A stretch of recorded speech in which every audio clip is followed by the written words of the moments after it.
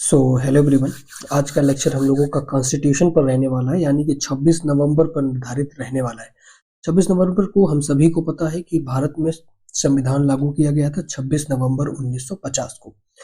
तो कॉन्स्टिट्यूशन से कई बार एसएससी सीजीएल में या अदर कॉम्पिटिटिव एग्जाम से बहुत सारे क्वेश्चन पूछ देता है। तो हम लोग जो क्वेश्चन अभी डिस्कस करने वाले हैं, जो क्वेश्चन देखने वाले हैं, उन क्वेश्चंस का तरीका होगा ऑब्जेक्टिव प्रश्न, और ये बहुत सारे सीजीएल के एग्जाम में पूछे हुए हैं। यानी कि इसी वर्ष 2023 के कॉम्पिटिटिव एग्जाम सीजीएल के किसी भी प्रारूप का एग्जाम रहा होगा वहां पर पूछे हुए हैं। ठीक है, तो फटाफट चलिए स्टार्ट करते हैं और हम लोग देखते हैं कि कैसे क्वेश्चंस, कैसा पैटर्न बनाता है एसएससी सीजीएल कॉन्स्टिट्यूशन के एग्जाम्स को लेकर के। तो पहला क्वेश्चन है कि भारतीय संविधान की रचना में किसने गंभीर प्रभाव छोड़ा, यानी कि भारतीय संविधान क्यों बनाया गया, आखिरकार वो कारण क्या हुआ, कहां से वो आग सुलगी होगी भारतीय संविधान को बनाने की। तो ऑप्शन नंबर डी आपका बिल्कुल करेक्ट होगा, भारत सरकार अधिनियम 1935। जब भारत सरकार में अधिनियम पारित हुआ 1935, तब भारतीयों को यह महसूस हुआ कि भारत में भी एक अलग संविधान होना चाहिए और हमें भी एक कानूनी व्यवस्था से गुजरना चाहिए, भारत को भी। अगला प्रश्न देखते हैं कि जुलाई 1946 में स्थापित संविधान सभा की बैठक में कौन सदस्य शामिल नहीं हुआ था। आप सभी को पता होना चाहिए कि जुलाई 1946 में संविधान सभा की मीटिंग हुई। उस संविधान सभा की मीटिंग में बहुत सारे सदस्यों ने पार्टिसिपेट किया, लेकिन 4 ऑप्शन में से एक ऐसे भी सदस्य थे जो उस संविधान सभा में मौजूद नहीं थे। ऑप्शन नंबर ए है डॉक्टर राजेंद्र प्रसाद, ऑप्शन बी है के एम मुंशी, ऑप्शन सी है महात्मा गांधी, ऑप्शन डी है अबुल कलाम आजाद। आपका ऑप्शन नंबर सी बिल्कुल करेक्ट होगा, महात्मा गांधी। 1946 की जो संविधान सभा की स्थापना हुई थी, उसकी पहली बैठक में महात्मा गांधी जी वहां पर इनरोल नहीं ले पाए थे। ऑप्शन नंबर तीसरा देखिए, क्वेश्चन नंबर तीसरा देखिए, भारतीय संविधान अपनाया गया, यानी कि भारत के संविधान को कब अपनाया गया था। मैं आपको पहले चीजें बता दूं, क्लियर कर दूं कि भारत ने अपने संविधान को 2 भाग में अपनाया था। सबसे पहले भारत संविधान 26 नवंबर 1949 को अपनाया गया था, सबसे पहली बार की मैं यहाँ पर बात कर रहा हूँ। इसके बाद में पूर्णतया लागू 1950 में कर दिया गया था। तो ऑप्शन नंबर सी आपका बिल्कुल करेक्ट होगा, 26 नवंबर 1949 में भारतीय संविधान के कुछ अनुच्छेद को लागू कर दिया गया था। क्वेश्चन नंबर चौथा देखिए कि निम्नलिखित में से भारतीय संविधान सभा का अध्यक्ष कौन था। आपको हड़बड़ाहट के साथ इसका जवाब नहीं देना, आप बहुत कंसंट्रेशन होकर के पढ़िए इस क्वेश्चन को कि निम्नलिखित में से भारतीय संविधान का अध्यक्ष कौन था, भारतीय संविधान सभा का अध्यक्ष कौन था। ऑप्शन नंबर 1 है doctor Rajendra Prasad, Pandit Jawaharlal Nehru, M A Jinnah या फिर लाल बहादुर शास्त्री। तो आप ध्यान रखिए कि निम्नलिखित में से अगर पूछे भारतीय संविधान सभा का अध्यक्ष कौन था, तो ऑप्शन नंबर ए होंगे डॉक्टर राजेंद्र प्रसाद। डॉक्टर राजेंद्र प्रसाद को ही भारतीय संविधान सभा का अध्यक्ष बनाया गया था। हुआ यूं था कि भारतीय संविधान सभा में अध्यक्ष बनाने की होड़ हुई थी कि किसको आखिरकार अध्यक्ष बनाया जाए। तो वहां के लोगों ने यह डिसीजन लिया था कि जो उम्र में सबसे उम्रदराज व्यक्ति होंगे, हम उन्हीं को अध्यक्ष बनाएंगे। और उस समय संविधान सभा में डॉक्टर राजेंद्र प्रसाद सबसे वरिष्ठ व्यक्ति थे, इसीलिए डॉक्टर राजेंद्र प्रसाद को संविधान सभा ने अपना अध्यक्ष चुना था। क्वेश्चन नंबर 5वां देखिए, डॉक्टर भीमराव अम्बेडकर ने संविधान की आत्मा किसे कहा है। तो संविधान के कई सारे पार्ट्स है, अनुच्छेद आप लोग अलग पढ़ते हैं, और संविधान का जो मुख्य पार्ट है वो प्रारूप होता है, प्रियम्बल होता है, यानी कि प्रस्तावना होती है। ठीक है, तो एक डॉक्टर भीमराव अंबेडकर ने संविधान की किस भाग को, किस अंग को संविधान का हृदय और आत्मा कहा है। संविधान का हृदय और आत्मा कहने से मतलब है कि बिना उस लाइन के, बिना उस शब्द के वो संविधान पूरा हो ही नहीं सकता। जैसे कि अपने बॉडी में आत्मा और हृदय को अगर निकाल लिया जाए तो हम लोग जीवित नहीं रह पाएंगे। इसी तरीके से वो एक अधिकार था जिससे संविधान में ना होने पर संविधान कहीं ना कहीं अधूरा दिखता है। ऑप्शन नंबर ए है समानता का अधिकार, ऑप्शन नंबर बी है शोषण के विरुद्ध अधिकार, ऑप्शन नंबर सी है संवैधानिक उपचारों का अधिकार, और डी है धर्म की स्वतंत्रता का अधिकार। ऑप्शन नंबर सी आपका बिल्कुल करेक्ट होगा, संवैधानिक उपचारों का अधिकार।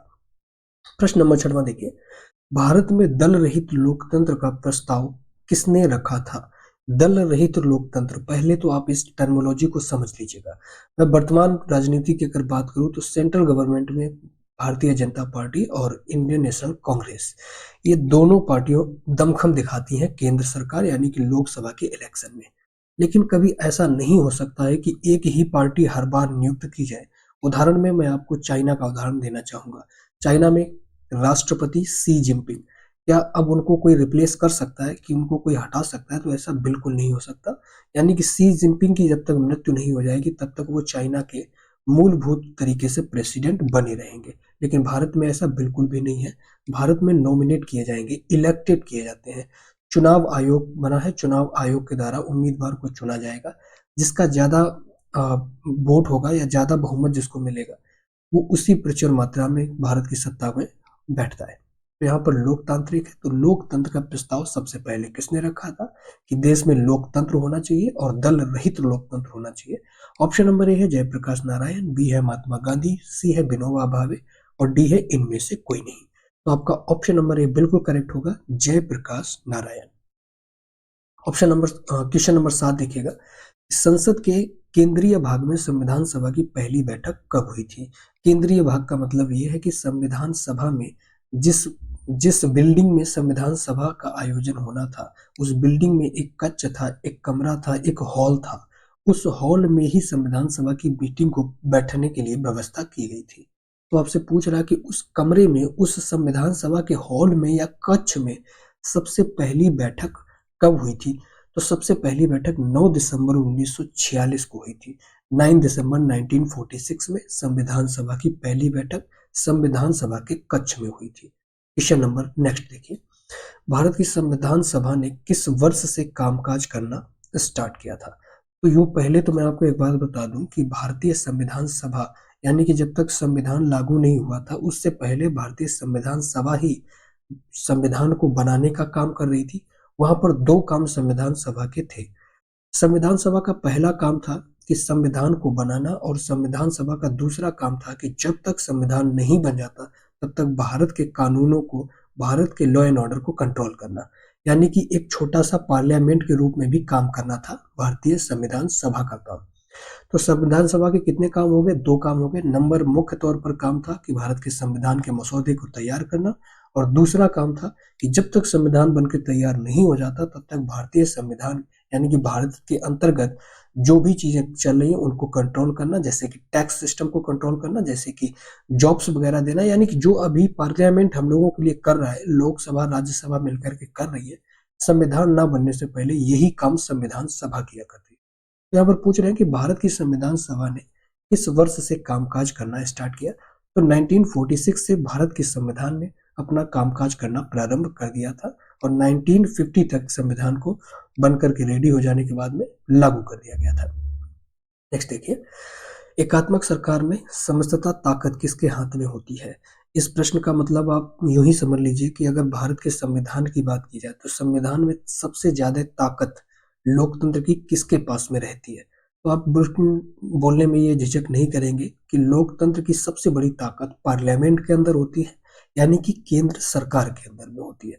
ऑप्शन नंबर एक है स्थानीय सरकार, ऑप्शन बी है केंद्रीय सरकार, ऑप्शन सी है प्रांतीय सरकार, ऑप्शन डी है पंचायती सरकार। तो आप कहेंगे जी ऑप्शन नंबर बी आपका बिल्कुल करेक्ट होगा, सेंट्रल गवर्नमेंट यानी कि केंद्रीय सरकार, यानी कि जो भी सत्ता की ताकत है वो केंद्र सरकार के हाथ में। नेक्स्ट प्रश्न देखिए, भारतीय संविधान के प्रारूप समिति के अध्यक्ष कौन थे? आप सभी को पता है डॉक्टर अम्बेडकर, भीमराव अम्बेडकर भारतीय संविधान के प्रारूप समिति के अध्यक्ष थे। प्रारूप का मतलब होता है कि प्रारंभिक रूप, संविधान के ढांचा को बनाने का काम किसने किया? वो किया है डॉक्टर अम्बेडकर ने। ठीक, प्रश्न नंबर 11 देखिए, भारत में किस प्रकार का लोकतंत्र है? भारत में आप सभी को पता होगा कि विश्व का सबसे बड़ा लोकतांत्रिक देश वो इंडिया है, यानी कि भारत है। लेकिन भारत में किस प्रकार का लोकतंत्र है ये भी जानना बहुत जरूरी है। भारत में क्या प्रत्यक्ष लोकतंत्र है? भारत में क्या राष्ट्रपति के हाथ में सारी सत्ता रहती है? भारत में क्या प्रतिनिधियों का लोकतंत्र है या तानाशाही है? तो ऑप्शन नंबर डी तो बिल्कुल गलत हो जाएगा, तानाशाही तो हो ही नहीं सकता। और राष्ट्रपति के हाथ में आप सभी को पता है कि भारत की कुछ पावर होते हैं, कुछ पावर राष्ट्रपति के हाथ में नहीं होते हैं। तो ऑप्शन नंबर सी, इस प्रकार का जब भी आपको प्रश्न दिखे आप ऑप्शन नंबर सी मार दीजिएगा कि प्रतिनिधियों को ही भारत के लोकतंत्र में प्रचुर मात्रा में अधिकार दिया गया है। क्वेश्चन नंबर 12 देखिए, निम्नलिखित में से कौन सा देश आधुनिक लोकतंत्र की स्थापना करने वाला पहला देश था?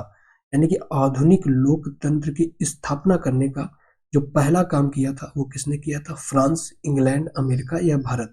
ऑप्शन नंबर सी आपका बिल्कुल करेक्ट होगा, अमेरिका, यूएसए।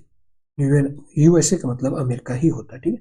तो ऑप्शन नंबर सी आपका होगा अमेरिका। इस तरीके के जब भी आप प्रश्न देखिए, जैसे कि एसएससी सीजीएल मेंस 2023 की बात करें तो अभी ये नया प्रश्न पूछा गया था, ये बिल्कुल न्यूली प्रश्न है कि निम्नलिखित में से कौन सा देश आधुनिक लोकतंत्र की स्थापना करने वाला पहला देश था, तो वो अमेरिका था। क्वेश्चन नंबर 13 देखिए, भारत के संविधान का निर्माता किसे कहा जाता है? तो भारत के संविधान का निर्माता आप सभी को पता ही होगा, बाबा साहब अम्बेडकर को भारत के संविधान का निर्माता कहा जाता है। ऑप्शन नंबर बी आपका बिल्कुल करेक्ट होगा। क्वेश्चन नंबर 14 देखिए कि संविधान के मसौदा समिति के समक्ष प्रस्तावना किसके द्वारा प्रस्तुत की गई? तो संविधान सभा तो बनी रही थी, लेकिन संविधान सभा में एक जरूरी विषय था प्रस्तावना, यानी कि प्रियम्बल।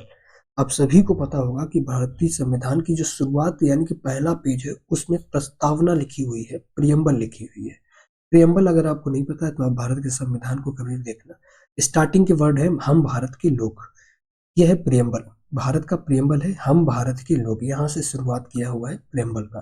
तो इस प्रियम्बल की जांच करने के लिए कि क्या एक्चुअली में ये प्रियम्बल अच्छा है कि नहीं है, इसके लिए भारतीय संविधान ने एक मसौदा समिति को नियुक्त किया। इस मसौदा समिति का काम यही था कि भारत की प्रस्तावना को जांचना कि प्रस्तावना में जितने भी वर्ड लिखे हैं वो सारे के सारे वर्ड अच्छे हैं कि नहीं है, क्योंकि वर्डों का अच्छा होना बहुत जरूरी है। आप कविता नहीं लिख रहे हैं, आप कहानी नहीं लिख रहे हैं, आप किसी देश का संविधान लिख रहे हैं। संविधान का मतलब है कि संविधान ही डिसाइड करेगा कि ये देश आगे जाएगा कि पीछे जाएगा। तो प्रस्तावना को डिनोट करने के लिए एक समिति बनाई गई जिसका नाम था मसौदा समिति। इस समिति का काम था कि प्रस्तावना को चेक करना कि आखिरकार इस प्रस्तावना में वर्ड्स फिट हैं, वर्ड्स अच्छे हैं, वर्ड्स मर्यादित हैं कि नहीं। तो इस प्रस्तावना को चेक करने के लिए बनाया गया मसौदा समिति। और मसौदा समिति को प्रस्तावना किसने चेक कराई यानी कि किसने प्रस्तुत की? तो ऑप्शन नंबर ए आपका सही होगा, पंडित जवाहरलाल नेहरू ने इस प्रस्तावना को सबसे पहले मसौदा समिति के समक्ष प्रस्तुत किया था।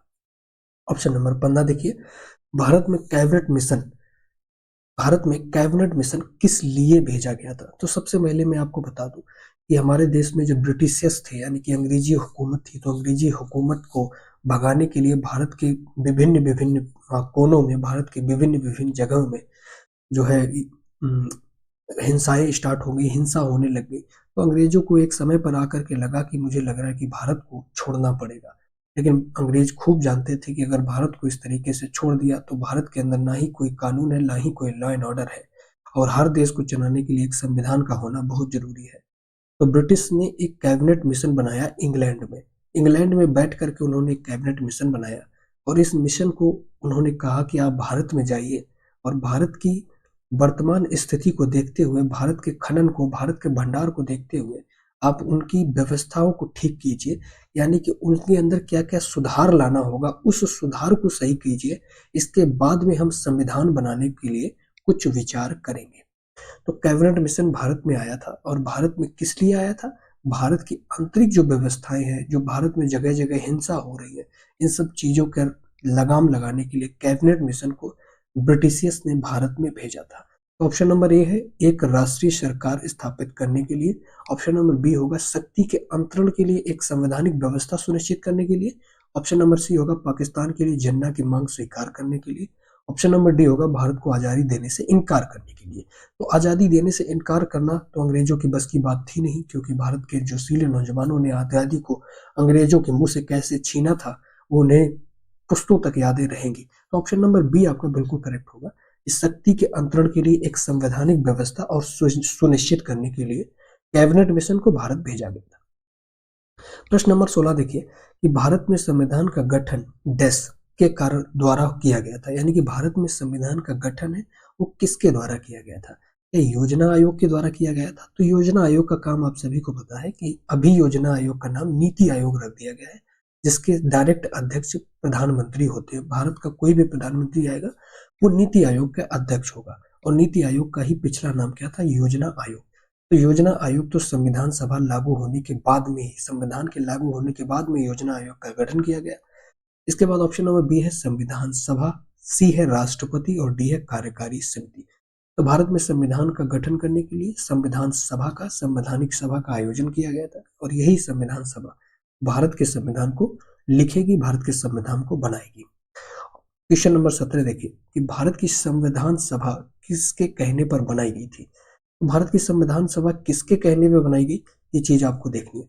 ऐसा प्रश्न आपको जब भी मिल जाए, ऑप्शन नंबर सी आपका बिल्कुल करेक्ट होगा, कैबिनेट मिशन। मैंने आपको अभी बताया कि कैबिनेट मिशन के नाम से कुछ लोगों को नियुक्त करके, कुछ सदस्यों को नियुक्त करके भारत भेजा गया था, उनसे ये देखने के लिए कि भारत के संविधान की आखिर जरूरत है, और जरूरत है भी तो किस प्रकार की जरूरत है। क्योंकि संविधान जब भी बनता है तो संविधान ऐसे ही आपको नहीं लिखना होता है, उस देश की परिस्थिति, उस देश के हालात, उस देश के भंडारण, उस देश के खनन को, उस देश के भाषाओं को, ऐसे सारी बहुत सारी चीजों को देख करके संविधान का निर्माण किया जाता है, जो कि उस देश के मूलभूत चीजों के लिए संविधान बिल्कुल फिट बैठ रहा हो। तो यही कैबिनेट मिशन का यही कारण था कि वो भारत आए, उन्होंने भारत में देखा, जांचा कि आखिरकार भारत के लोगों की जरूरत क्या है, और उसी जरूरत के अकॉर्डिंग संविधान सभा का निर्माण हुआ, और उस संविधान सभा ने एक अच्छे से संविधान का निर्माण किया, जिसको आज हम लोग एक्सेप्ट करते हैं। क्वेश्चन नंबर 18 देखिए कि प्रथम केंद्रीय विधानसभा का गठन कब हुआ था। सर्वप्रथम केंद्रीय विधानसभा का गठन कब हुआ, ये आपसे प्रश्न पूछेगा। तो 1920 में, ऑप्शन नंबर डी आपका बिल्कुल करेक्ट होगा, 1920 में प्रथम केंद्रीय विधानसभा का गठन हुआ था। अब ध्यान में रखिएगा, इस बार एसएससी सीजीएल मेंस में पूछा हुआ प्रश्न है कि प्रथम केंद्रीय विधानसभा का गठन कब हुआ। 1920 में प्रथम केंद्रीय विधानसभा का गठन हुआ। ऑप्शन नंबर प्रश्न नंबर 19 देखिए कि संविधान सभा ने राष्ट्रगान को कब अपनाया था। संविधान सभा के द्वारा ही राष्ट्रगान को अपनाया गया था। आपको बताना है कि संविधान सभा ने राष्ट्रगान को कब अपनाया था। तो आप देखिए, ऑप्शन नंबर सी आपका बिल्कुल करेक्ट होगा, 24 जनवरी 1950 को संविधान सभा के द्वारा राष्ट्रीय गान को अपनाया गया था। राष्ट्रीय गान को गाने के लिए समय होता है 1 मिनट 9 सेकेंड। राष्ट्रीय गान को किसने लिखा था, आप लोग फटाफट कमेंट कर दीजिएगा। और राष्ट्रीय गान हमारा है क्या, आप ये भी बता दिए, क्या वंदे मातरम को राष्ट्रीय गान कहते हैं या जनगण मन को ही राष्ट्रीय गान कहते हैं। बहुत सारे लोग कंफ्यूजन रहते हैं कि आखिर राष्ट्रीय गान क्या है और राष्ट्रीय गीत क्या है। आप लोग बता दीजिएगा जरा कि राष्ट्रीय गान और राष्ट्रीय गीत में फर्क क्या है। राष्ट्रीय गान को गाने के लिए कितना टाइम लगता है और राष्ट्रीय गीत को गाने के लिए कितना टाइम लगता है, आप बताइए कमेंट करके। क्वेश्चन नंबर 20 देखिए कि भारतीय संविधान की प्रारूप समिति में कुल कितने सदस्य थे। प्रारूप समिति मैंने आपको अभी बताया कि संविधान की मूलभूत जरूरतों को देख करके एक समिति बनाई। इस समिति का मुख्य कारण था संविधान के ढांचे को तैयार करना। ढांचे को ही हम कहते हैं संविधान के मसौदे के तैयार करना।